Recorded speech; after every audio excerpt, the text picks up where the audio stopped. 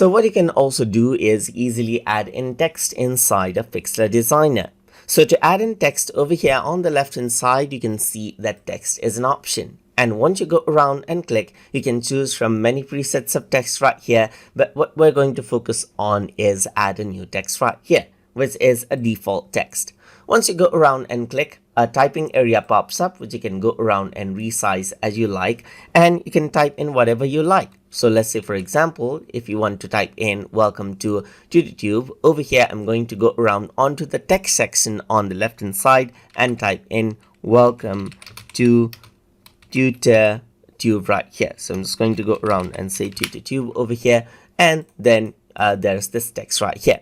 But you don't see the text right now. That is because the text color is white. So I'm going to go around onto fill and select black right here for the text. You can see that the text is here, and this is what you have, as you can see. So the font right here is Verdana, as you can see right here. So you can go around and change everything and change around all the settings that we're going to explore out in further videos. So over here, you can go around and press enter and make it double line as well. And then you can go around and resize it and place it and rotate it, as you can see right here, just like this as well.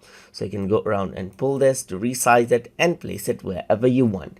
And that is how you can go around and add text inside of Pixlr Designer. So hope you guys learned something as always. And as always, please like, comment, share, and subscribe.